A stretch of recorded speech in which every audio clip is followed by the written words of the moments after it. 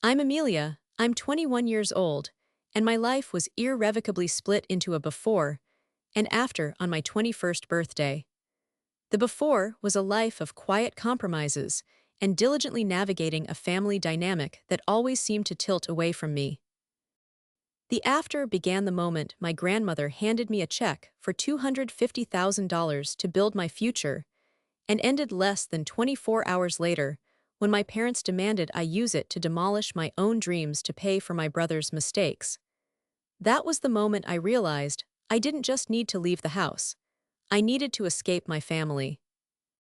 My 21st birthday dinner started, ironically, as one of the happiest nights of my life. It was a small affair at a cozy Italian restaurant that smelled of garlic and rosemary. It was just me, my mother Susan, my father David, and my grandmother Eleanor. My older brother Ethan was conspicuously absent.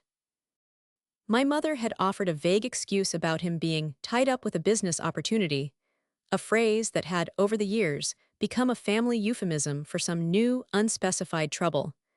I didn't press the issue. His absence was, in its own way, a gift. It allowed a fragile peace to settle over the table, a lightness that was rarely present when he was around. My parents seemed genuinely happy.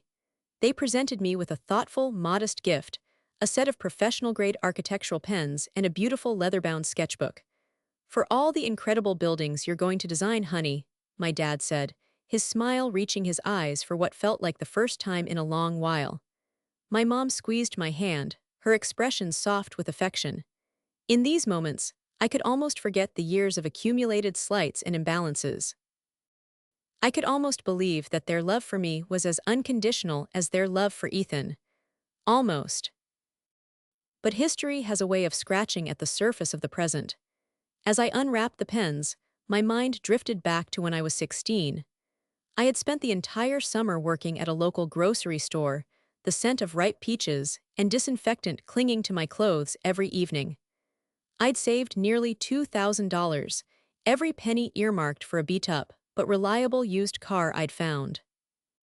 My parents had promised to match my savings, a promise that made the long, grueling hours of stocking shelves and bagging groceries feel worthwhile.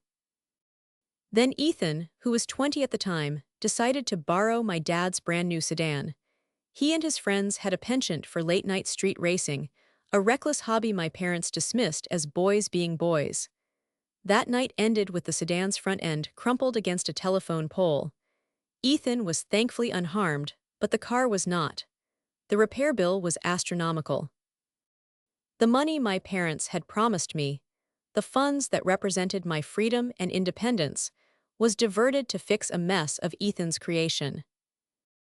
I remember the conversation in the kitchen as if it were yesterday.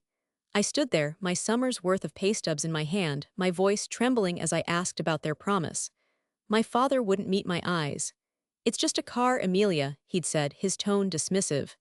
My mother was more direct, wrapping her justification in a cloak of maternal concern. "We were terrified, sweetheart. Your brother could have been seriously hurt. Family comes first. You're responsible, you can save up again." The message was clear. My hard work was expendable, his recklessness was not. I never got that car.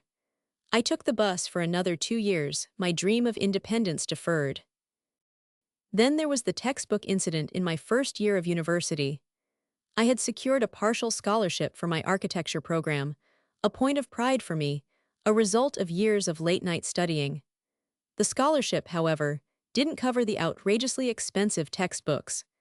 I took on a work-study job at the campus library to cover the cost, sandwiching shifts between my classes and studio hours. One evening, while helping my dad sort through their credit card statements online, I saw a charge for over $800 from an electronics store. When I clicked on it, a picture of a top-of-the-line gaming console filled the screen. It had been a gift for Ethan. Ethan, who had dropped out of community college after a single semester because it wasn't stimulating enough. I remember the feeling, a cold, familiar knot tightening in my stomach. I confronted my mother, trying to keep my voice even. "You bought Ethan a gaming console, but I had to work 20 hours a week to afford my chemistry book." She sighed, that weary sigh she reserved for times I was being difficult. Your brother has been under a lot of stress, Amelia, she explained patiently, as if speaking to a child. He needed a break, a way to de-stress. You're so focused, so driven, we don't worry about you in the same way. Her words were meant to be a compliment, but they landed like an insult. They didn't worry about me because they knew I would handle it. My reliability had become a license for them to neglect my needs in favor of coddling his. The most glaring example was the business venture. When he was 23, Ethan came to our parents with a PowerPoint presentation and a head full of buzzwords about a revolutionary dropshipping business. It was, he claimed, a guaranteed success. All he needed was a little startup capital. He convinced them to liquidate a significant portion of their retirement savings, $20,000, to fund his idea. I had begged them not to, pointing out the flaws in his plan and the volatility of the market. They told me I was being negative and unsupportive. The business imploded in less than 6 months, leaving nothing behind but debt and a garage full of unsold novelty phone cases. The $20,000, money my parents had worked decades for, was gone. Yet there was no resentment, no anger directed at Ethan. It was just a learning experience, my dad had said with a sad shrug. He's got to find his footing. Meanwhile, I was applying for small student loans to cover the cost of my design software. These memories flickered through my mind at the dinner table, ghosts at the feast. But then my grandmother, Eleanor, cleared her throat, pulling me back to the present. She had a small, elegant envelope in her hand. Her eyes, bright and perceptive, met mine. She had always been the one person in the family who truly saw me, who understood the quiet currents of injustice that ran through our household. Amelia, she began, her voice clear and strong. I have watched you grow into a remarkable young woman.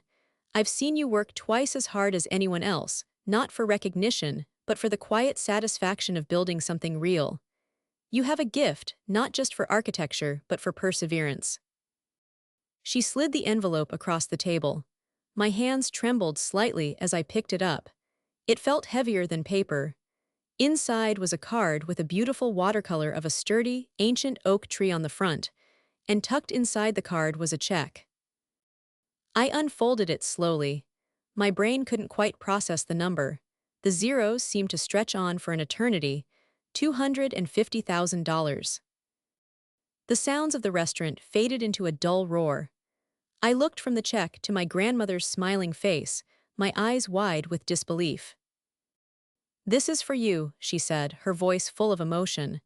For your master's degree, to study anywhere you want, to start your career without the burden of debt. This isn't a gift, Amelia. It's an investment in you. Tears welled in my eyes as I mouthed the words, thank you. For the first time I felt seen. I felt valued. The check in my hand wasn't just money, it was validation. It was a future. A future that, for one blissful, naive night, I believed was mine and mine alone. The weight of that check in my hand felt more substantial than its thin paper reality. It was a tangible piece of a future I had only ever allowed myself to dream of in fragmented, half-formed wishes. $250,000. The number echoed in the silent chambers of my mind, a sum so vast it felt more like a concept than a currency I could actually possess. I stared at it, at the crisp, official banking font, at my name printed so clearly on the payee line. Amelia Davenport. My grandmother's speech replayed in my head. An investment, in you. It was the starkest possible contrast to the messages I'd received my entire life. Messages that my needs were secondary, my ambitions deferrable, my stability a resource to be tapped for my brother's emergencies. Eleanor's gift was a declaration. It was a carefully aimed statement that she saw my potential, and she was placing her bet squarely on me. I finally managed to look up from the check, my vision blurred by a film of tears. My parents' faces were a study in astonishment. My father's jaw was slightly agape, and my mother had her hand pressed to her chest. Mom, I don't know what to say, I stammered, my voice thick with emotion as I looked at Eleanor. You don't have to say anything, my dear, she replied, reaching across the table to pat my hand. Her touch was warm and steady. Just build wonderful things. Then the moment shifted. My parents, recovering from their initial shock, launched into a performance of vicarious joy. "Oh, Amelia, that's incredible," my mother exclaimed, her voice a little too loud. She leaned over to hug me tightly, her perfume enveloping me. "We are so proud of you. Aren't we, David?" "Absolutely," my father boomed, his chair scraping against the floor as he stood up to give me a hug from behind. "My daughter, the star architect. Wow, Mom," he said, turning to Alina. That's incredibly generous." Their enthusiasm felt genuine, and I let myself be swept up in it. I wanted to believe it. I wanted this moment of shared celebration to be real, to be a turning point for us all. Perhaps this grand gesture from my grandmother would finally make them see me as an individual with her own path, not just a supporting character in Ethan's ongoing drama. The rest of the dinner was a blur of happy chatter. We talked about potential universities, fantasizing about programs in London, Tokyo, or Rome. My parents seemed to delight in the possibilities, suggesting cities and schools, their faces lit up with excitement. They toasted my future, clinking their glasses against my water glass with celebratory vigor. For a little while, we felt like a normal, happy family celebrating a wonderful stroke of luck. The ghosts of crashed cars and unpaid debts seemed to have finally been banished. When we got home, I clutched the envelope to my chest like a holy relic. I said goodnight to my parents, who both hugged me again, repeating how proud and happy they were for me. I floated up the stairs to my room, the solid reality of my house feeling dreamlike and insubstantial. Inside my room, I closed the door and leaned against it, taking a deep breath. I slid the check out of its envelope and laid it on my desk, smoothing it out under the warm glow of my lamp. It looked like a passport to a different life. The hours that followed were some of the most hopeful of my existence. Sleep was an impossibility. My mind was buzzing, alight with 1,000 new pathways that had suddenly opened up. I fired up my laptop and started researching. For years, my university searches had been filtered through a grim lens of practicality. In-state tuition, schools with good scholarship programs, cities with a low cost of living. Now that filter was gone. I typed the names of legendary architectural schools I had only ever read about in magazines. I pulled up their websites, my heart thumping as I scrolled through their galleries of student work, their lists of distinguished faculty. I could go there. I could learn from these people. The thought was so powerful it made me dizzy.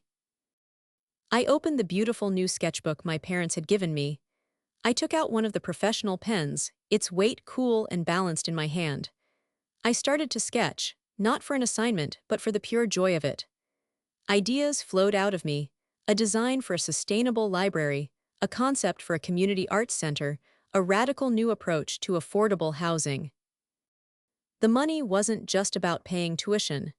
It was about giving me the freedom to think, to create, to innovate without the crushing, ever-present anxiety about financial survival. I imagined a life where I didn't have to check my bank account before buying groceries. A life where I didn't have to say no to study abroad opportunities because of the cost. A life where I could afford to live in a small, clean apartment of my own, with good light and space for a drafting table. A life where my success was not contingent on anyone else's approval or dependent on their whims. For that one night, the world felt vast and full of promise. The constant, low-level hum of resentment that had been the background music of my life faded into complete silence. I was filled with a profound sense of peace and a soaring, untethered optimism. I finally allowed myself to believe that my hard work had paid off, that the universe had finally balanced its scales. I fell asleep in the early hours of the morning at my desk, my head pillowed on my arms, a half-finished sketch of my dream future under my cheek. It was the most peaceful sleep I'd had in years, untroubled by the knowledge that this beautiful, fragile new world was about to be shattered. I woke up the next morning to the gentle light of the sun filtering through my window blinds. For a few disoriented seconds, I'd forgotten where I was, my cheek still pressed against the smooth paper of my sketchbook. Then, the memories of the previous night rushed back in a joyous wave. The restaurant, my grandmother's words, the impossible number on the check. I sat up, a wide smile spreading across my face. The check was still on my desk, a solid white rectangle of proof that it hadn't all been a dream. I felt light, buoyant, as if I could float down the stairs. I dressed in a daze of happiness, humming to myself. Today was the first day of my new life. My first order of business would be to go to the bank and open a new savings account, a safe place to deposit the investment in my future. When I got downstairs, however, the atmosphere in the house felt wrong. The usual morning bustle was absent. There was no sound from the television, no clatter of dishes from the kitchen. Instead, a thick, heavy silence hung in the air. I found my parents sitting at the kitchen table. They weren't drinking coffee or reading the news. They were just sitting there, staring at the polished wood of the table, their postures rigid and tense. My mother was wringing her hands, and my father had a deep furrow in his brow. "Good morning," I said, my cheerful tone sounding jarringly out of place in the somber room. My father looked up, and his expression sent a chill down my spine. The warmth from last night was gone, replaced by a grim, strained look. My mother offered a weak, watery smile that didn't come close to reaching her eyes. "Amelia, sit down," my father said. His voice was flat, devoid of any emotion. It was the voice he used when delivering bad news. My own smile faltered. The buoyant feeling in my chest began to deflate, replaced by a familiar, sinking dread. I slowly pulled out a chair and sat down opposite them. "Is everything okay?" My mother took a shaky breath. We got a call from Ethan last night, after we got home." Of course, Ethan, the source of every storm that had ever swept through our household. The dread intensified.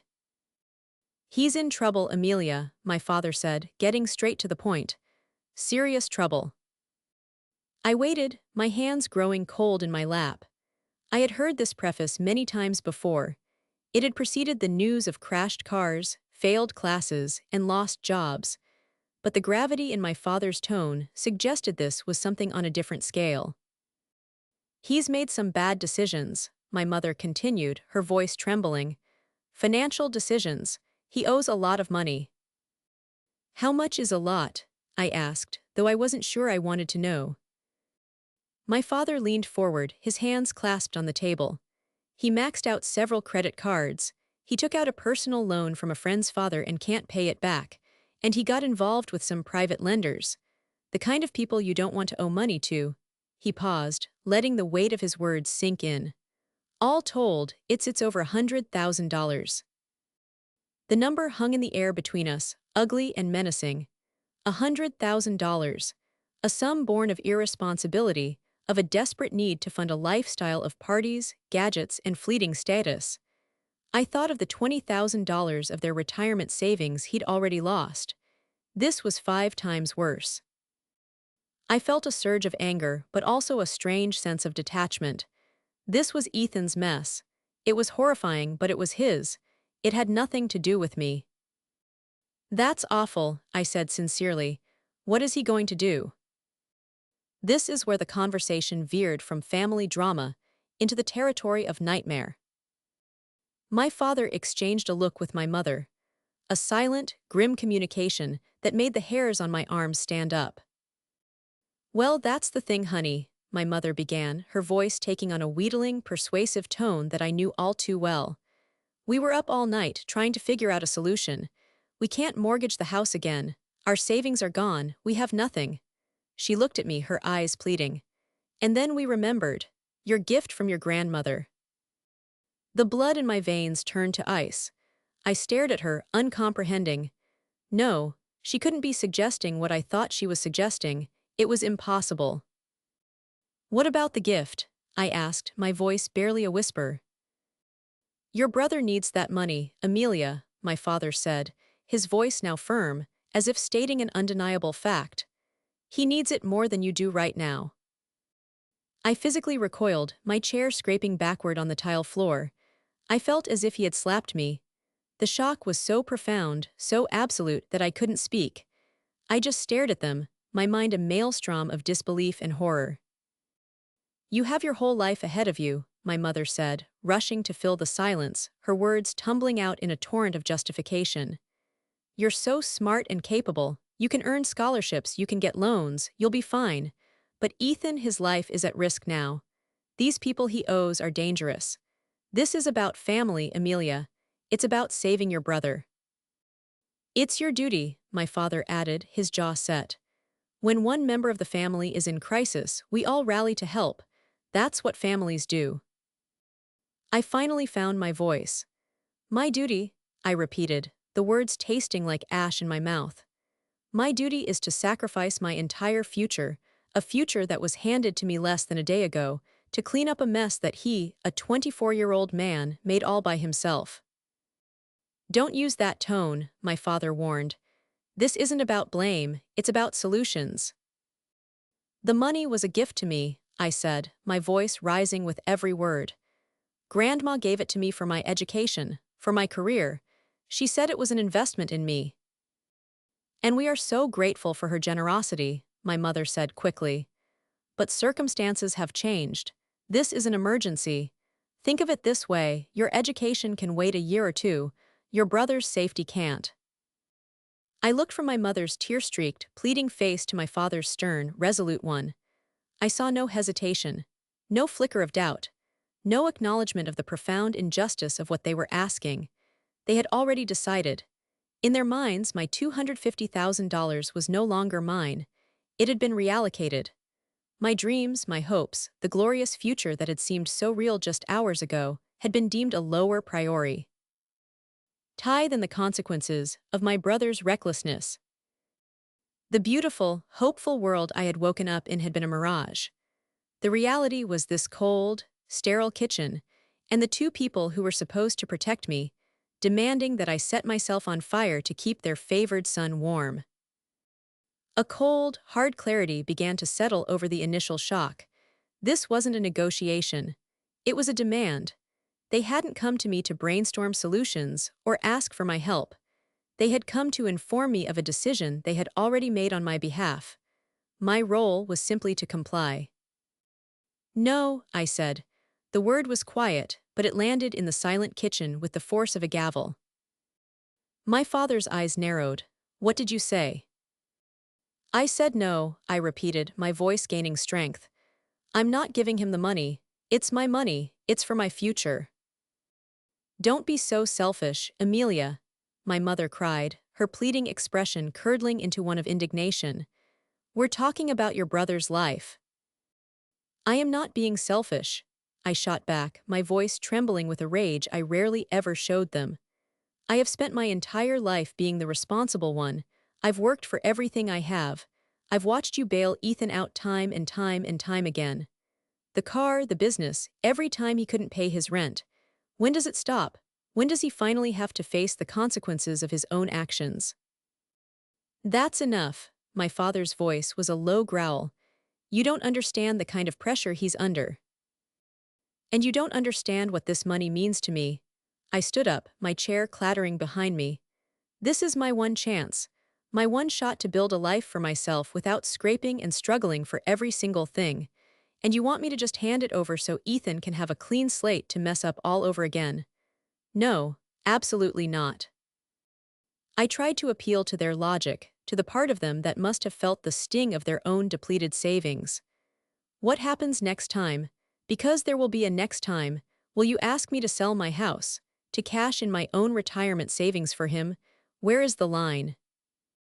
My mother just shook her head, tears streaming down her face. You're being cruel, he's our son. And what am I asked, my voice cracking. Am I not your daughter? Does my future not matter? Of course it matters, darling, she sobbed. But it's not an immediate danger, his is.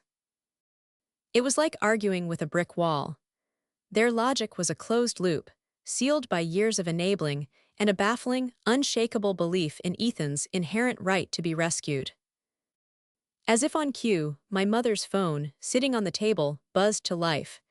The screen lit up with a picture of Ethan, smiling his charming, carefree smile. My mother snatched it up as if it were a lifeline. Ethan, honey, yes, we're talking to her now, she said, her voice instantly shifting into a gentle, soothing coo.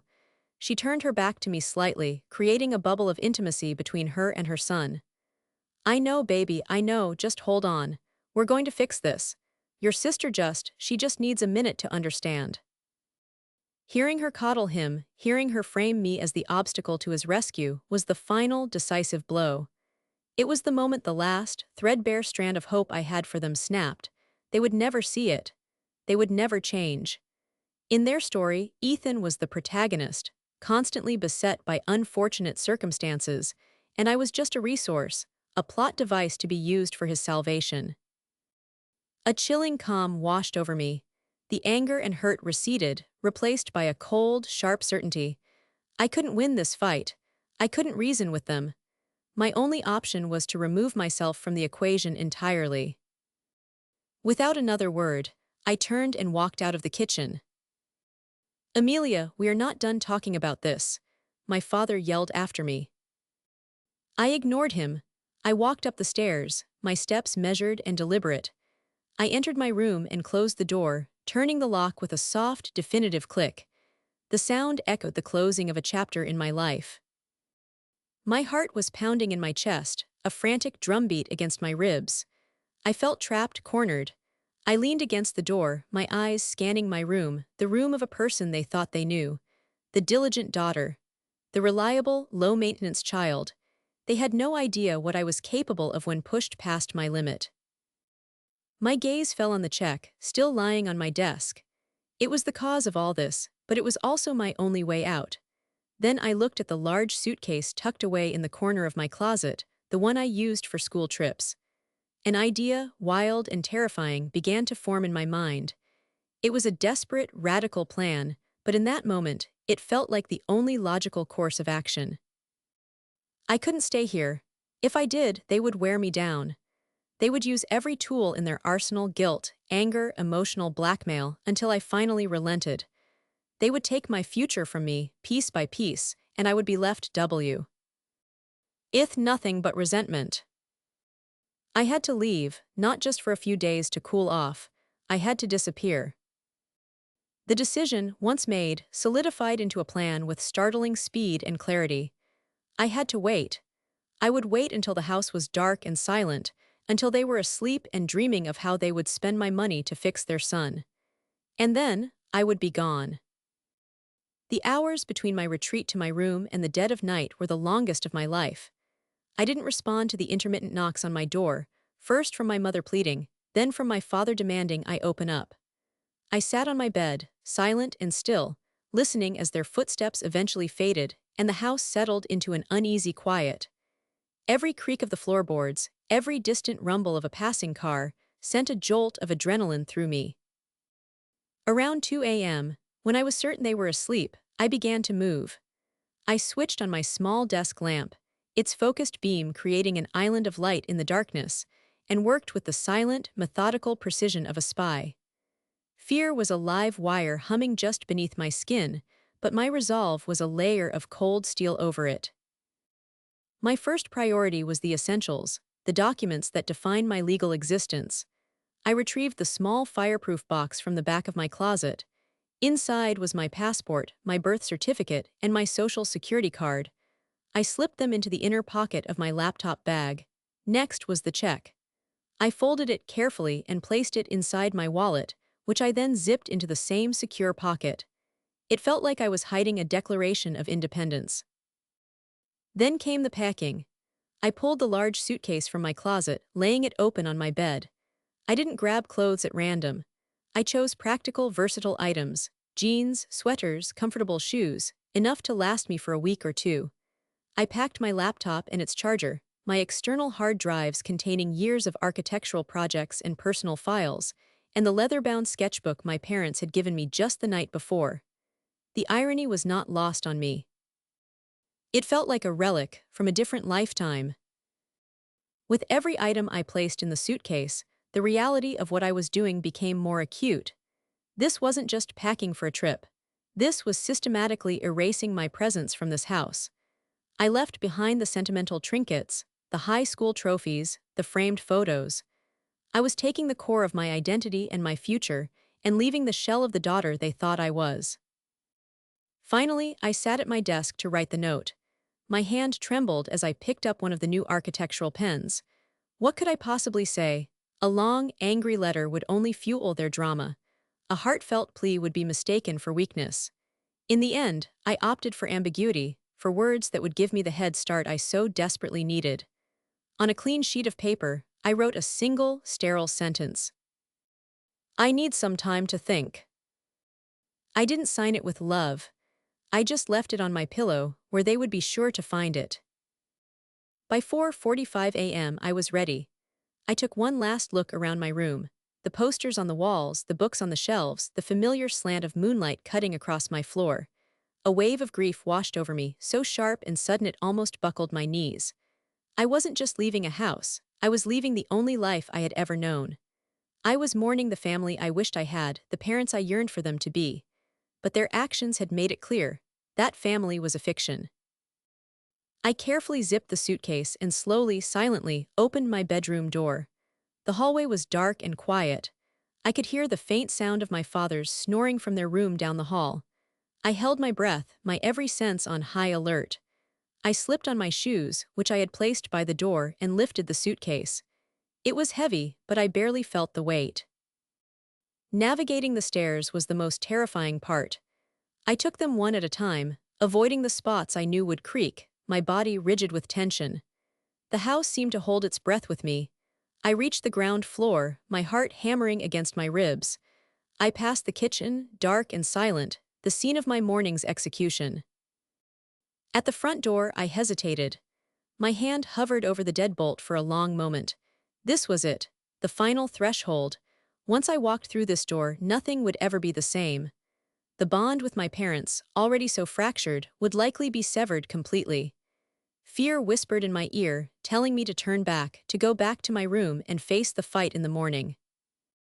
But then I thought of the look in their eyes. The unquestioning certainty that my future was theirs to dispense with. That single memory was enough to steel my resolve. I turned the lock, the click sounding like a gunshot in the silent house. I slipped outside into the cool, damp air of the pre-dawn morning, pulling the door closed behind me until it latched softly. The world was quiet and washed in shades of gray.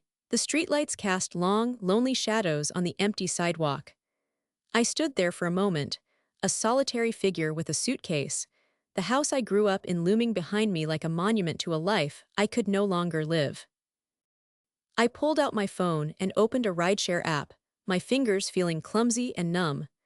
I didn't have a destination in mind, not a specific address anyway. I just needed to put distance between myself and this place. I put in the name of an all-night diner across town, near the main branch of my bank. When the car arrived a few minutes later, a pair of headlights cutting through the darkness, I felt a profound sense of relief. As I climbed into the back seat and we pulled away from the curb, I didn't look back. I stared straight ahead, watching the familiar streets of my neighborhood slide by, feeling like a refugee fleeing a war zone. I was adrift, alone, and terrified. But for the first time in my life, I was free. The diner was an oasis of fluorescent light and the comforting smell of stale coffee. I found a booth in the back corner, slid my suitcase against the wall, and ordered a cup of tea I didn't want. For the next 3 hours, I just sat there, watching the sky outside slowly lighten from charcoal gray to a pale, hopeful blue. My mind was a blank slate, scrubbed clean by exhaustion and adrenaline. I was running on pure instinct. At exactly 9:00 a.m., I paid for my tea and walked the 2 blocks to the bank. The glass doors slid open, and I walked into the cool, quiet marble lobby. Approaching the teller felt like the most important walk of my life. My voice was shaky as I explained that I wanted to open a new savings account and deposit a check. The teller, a kind-faced woman named Patricia, guided me through the process with placid efficiency, seemingly oblivious to the seismic life event that was unfolding on my side of the counter.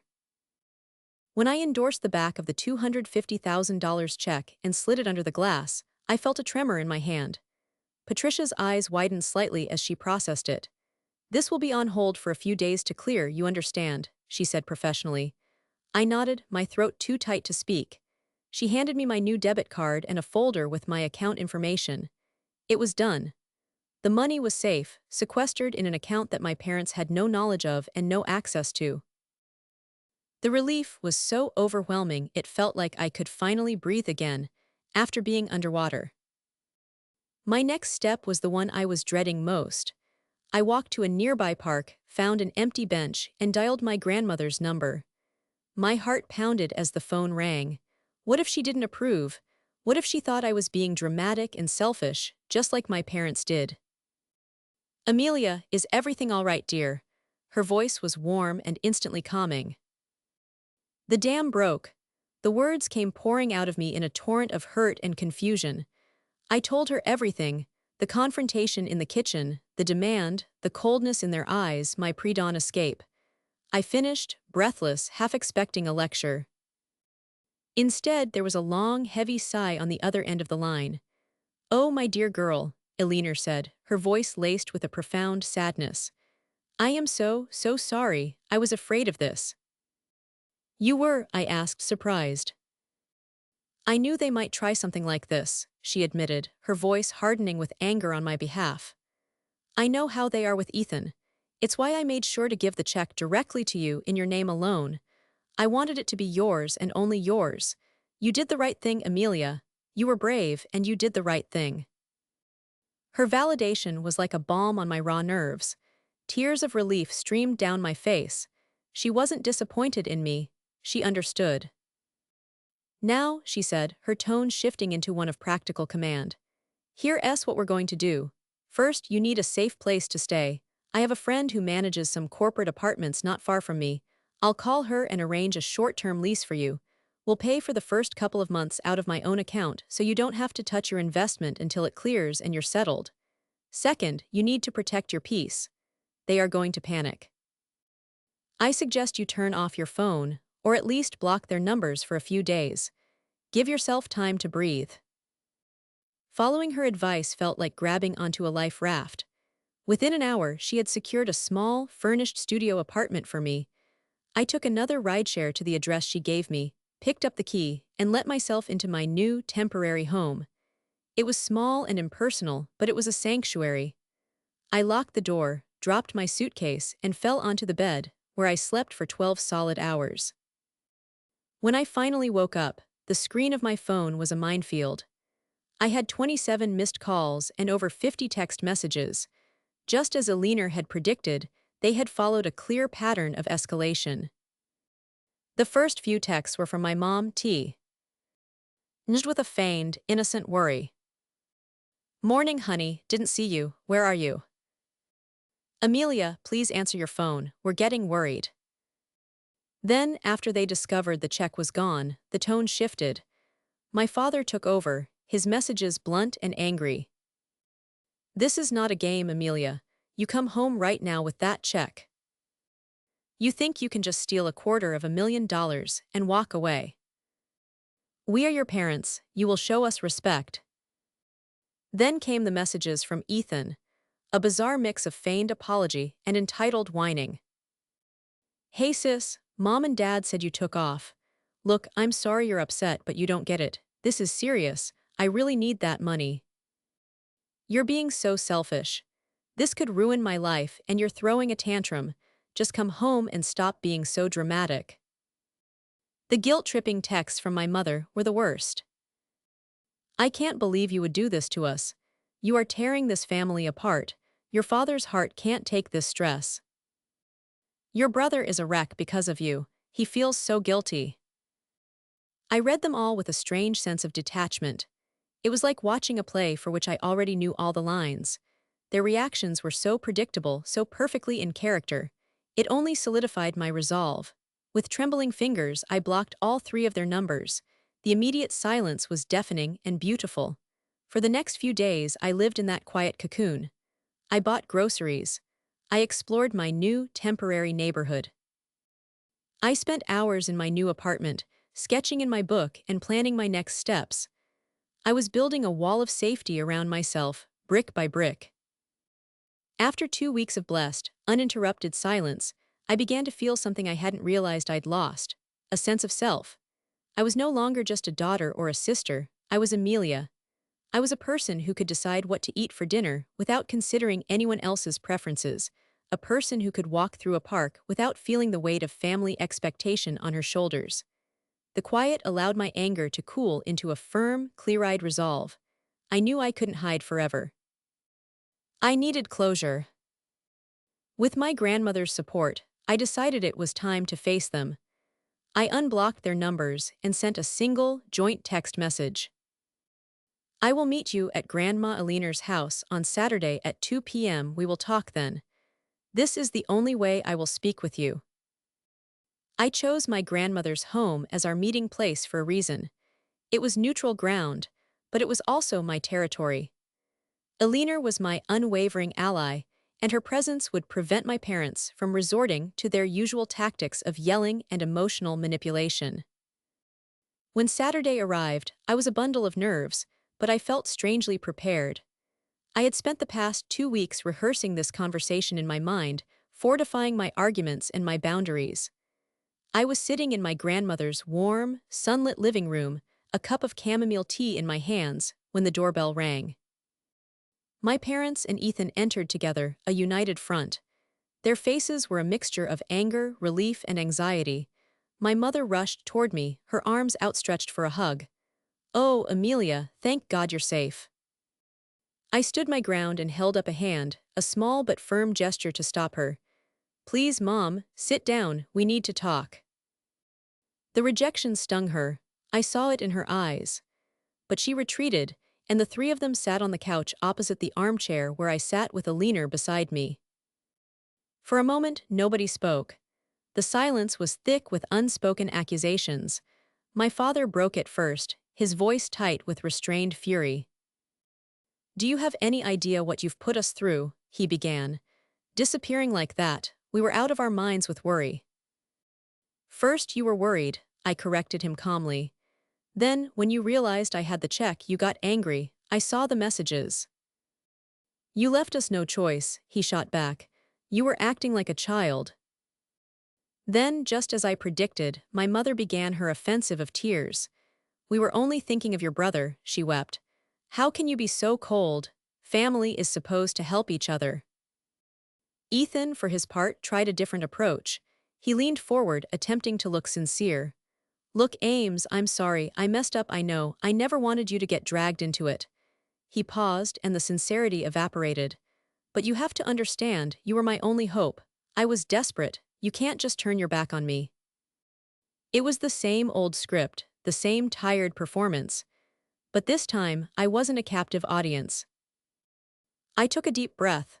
"I didn't come here to argue," I said, my voice steady and even.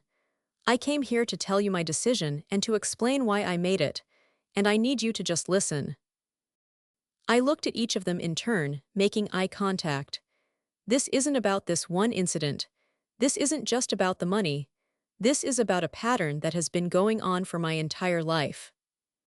I didn't raise my voice. Didn't cry, I simply laid out the facts one by one. "When I was 16, you took the money I had saved for a car to pay for the one Ethan crashed. You told me family came first. When I was in college, you bought him an expensive gaming console while I was working a job to afford my textbooks. You told me he was stressed. You took $20,000 of your savings, money for your future, and gave it to him for a business that you knew was a bad idea. You called it a learning experience." I let the examples hang in the air. Every single time, the message was the same. His wants are more important than my needs. His mistakes are a crisis. My hard work is just an expectation.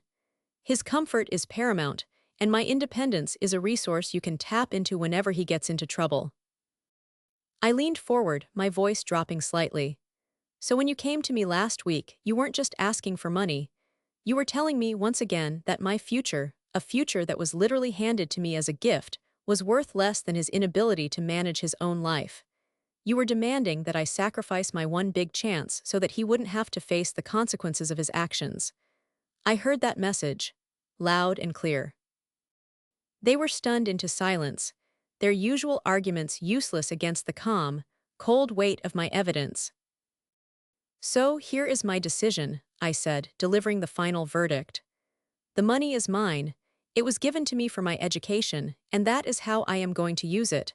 I will not be giving you or Ethan a single dollar. I then laid out my boundaries.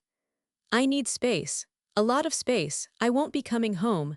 I won't be answering calls or texts for a while. If there is ever going to be a real relationship between us again, it will require a lot of change. It will require you, I said, looking at my parents, to get counseling to understand this dynamic.